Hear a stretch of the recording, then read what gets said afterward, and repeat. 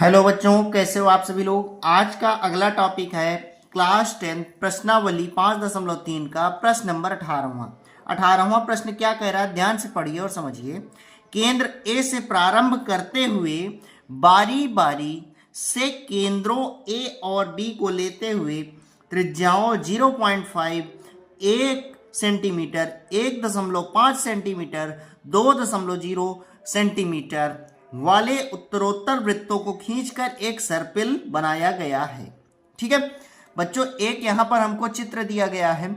यहां पर देखिए, सबसे पहले इस वृत्त को बनाया गया, ठीक है, ए केंद्र लेकर के, फिर बी केंद्र लेकर के, फिर इस वाले वृत्त को बनाया गया, फिर इस केंद्र को लेकर के, फिर इस L3 वाले केंद्र को, L3 वाले अर्धवृत्त को बनाया गया, फिर इस बी केंद्र को लेकर के ये बड़ा L4 क्या करें, L4 अर्धवृत्त बनाया गया। ऐसे ही बनाते चले गए हैं ए बी केंद्र लेकर के। ठीक है, प्रश्न में यहाँ की ये क्या कह रहा है। ठीक है, फिर जैसा कि आकृति 5.4 में दर्शाया गया है। ठीक है, 5.4 है, सॉरी।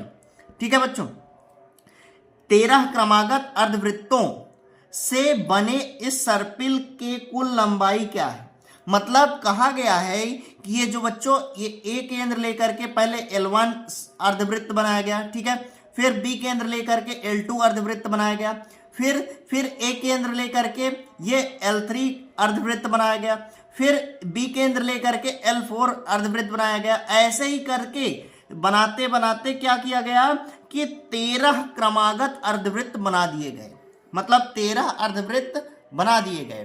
तो पूरे अर्धवृत्तों की लंबाई क्या होगी, मतलब ये पूरा जोड़ा जाए, परिधि उसको कह लीजिए आप, कि पूरे अर्धवृत्त की परिधि क्या होगी उसको हमको बताना है। तो चलिए शुरू करते हैं बिना देरी करते हुए। सबसे पहले हम क्या करेंगे, हमको पता है कि वृत्त की परिधि का फार्मूला हम लिखेंगे कि हम जानते हैं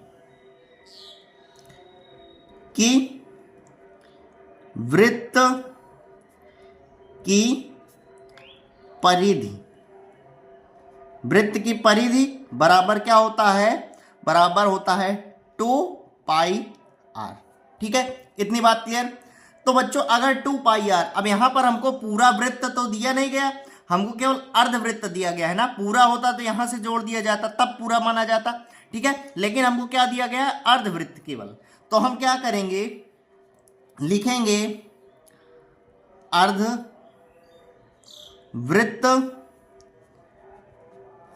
की परिधि बराबर, अब अर्धवृत्त निकालना है, 2 से भाग दे देंगे।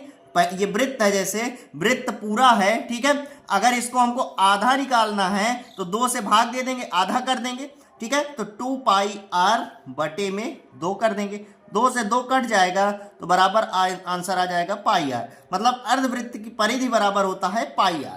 ठीक है, इतनी बात क्लियर। अब हम निकालेंगे प्रथम अर्धवृत्त की लंबाई। लिखेंगे प्रथम अर्धवृत्त की लंबाई। अब प्रथम अर्धवृत्त की लंबाई निकालना है बच्चों।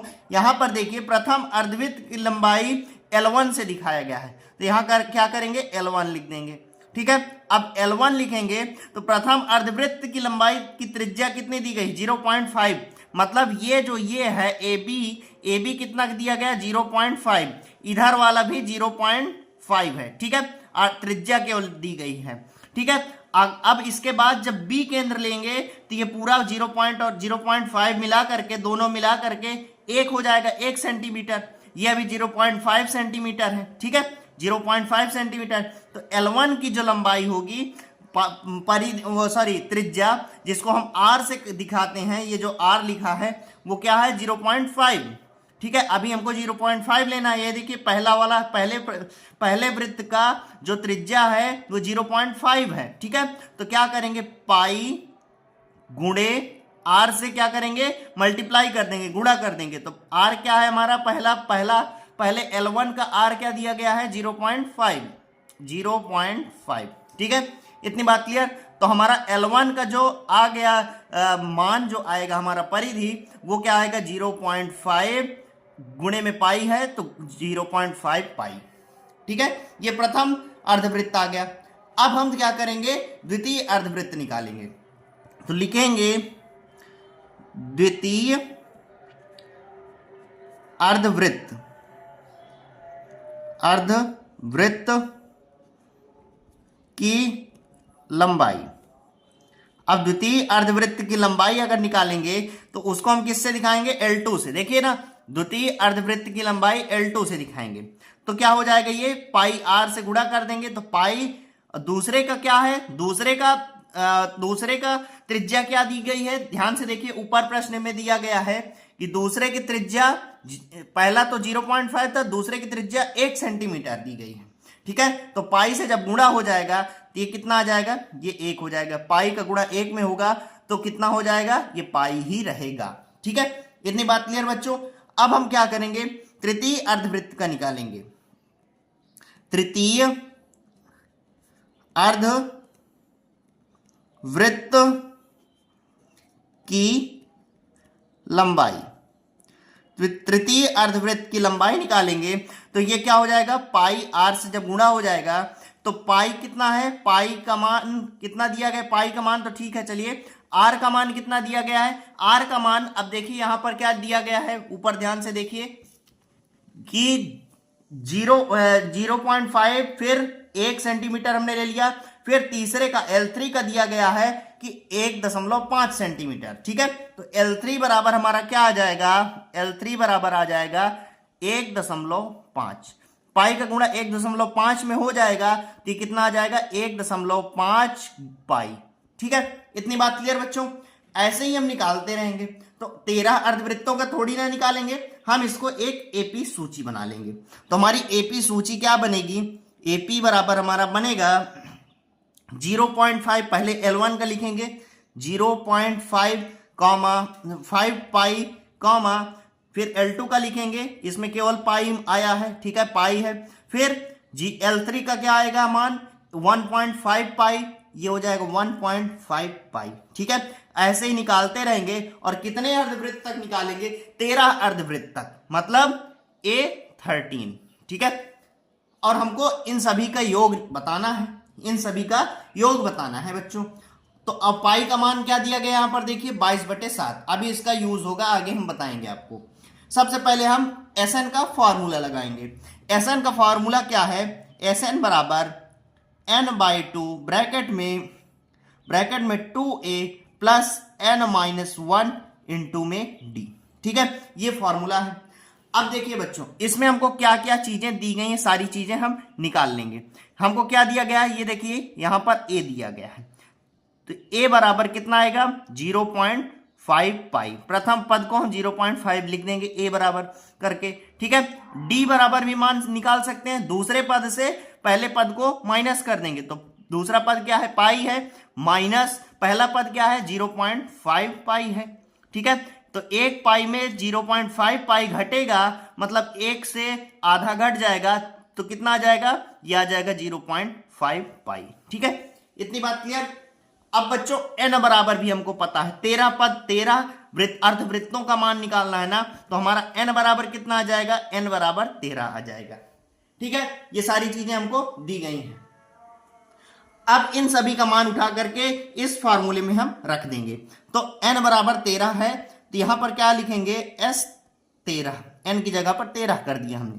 n बराबर 13 है तो 13/2, फिर ब्रैकेट के अंदर 2 गुणे a का मान कितना है 0.5 पाई, ठीक है, प्लस n का मान कितना है 13 है, ये हमने 13 लिख दिया, माइनस 1 d का मान कितना है, d का मान देखिए 0.5 पाई निकाला हमने, ये हो जाएगा 0.5 पाई, ठीक है, ब्रैकेट बंद कर देंगे। अब इसको हम सॉल्व कर लेंगे। सॉल्व करेंगे तो ये S13 बराबर आएगा हमारा 13/2, ब्रैकेट के अंदर 0.5 में 2 से मल्टीप्लाई कर देंगे, 2 से गुणा करेंगे तो ये कितना आएगा बच्चों, ये आ जाएगा 5 दूनी 10, 5 दूनी 10 और एक अंक के बाद दशमलव है तो एक अंक के बाद दशमलव लगा देंगे तो ये कितना आ गया 1 पाई। ठीक है, 1 पाई प्लस 13 में 1 घटा देंगे, 13 में 1 घटाएंगे तो 12 आएगा। ठीक है, 12 गुणे 0.5 पाई। अब एक बात बताइए, 1 पाई लिखना सही है? नहीं, क्यों, केवल यहां पर हम पाई कर देंगे तो S13 बराबर हो जाएगा 13/2 ब्रैकेट के अंदर पाई प्लस 12 पंचे 60। ठीक है, 12 पंचे 60 और एक अंक के बाद दशमलव है, एक अंक के बाद हमने दशमलव लगा दिया तो 6 पाई आ गया, 6 पाई। और इस 6 पाई को और इस पाई को हम जोड़ देंगे आपस में तो ये कितना आ जाएगा बच्चों? S13 बराबर आ जाएगा 13/2 ब्रैकेट हटा देंगे, गुणा आ जाएगा, ये आ जाएगा हमारा 7 पाई। ठीक है, अब पाई का मान अभी कितना दिखाया गया था? पाई का मान हमारा 22/7 दिखाया गया था। तो यहां पे लिखेंगे S13 बराबर 13/2 गुणे 7 को ऐसे ही लिखेंगे। पाई का मान कितना दिया गया था? 22/7। ठीक है, इस 7 से इस 7 को काट देंगे, 2 से 22 को काट देंगे, 11 दूनी 22, 11 दूनी 22। ठीक है, 11 दूनी 22। अब इस 11 का गुणा 13 में कर देंगे। ठीक है, तो S13 बराबर हमारा क्या आ जाएगा? 13 गुणे 11। इतनी बात क्लियर बच्चों? अब इस 11 का गुणा 13 में कर देंगे तो ये हमारा आएगा 11 तिहाई 33 की 3 हासिल, 11 तिहाई 33, 11 एकम 11 3 14, 143। यही हो जाएगा हमारा आंसर। 143 सेंटीमीटर आएगा बच्चों। ठीक है, 143 सेंटीमीटर अलग से लिख देते हैं, 143 सेंटीमीटर, यही हमारा क्या हो जाएगा? आंसर।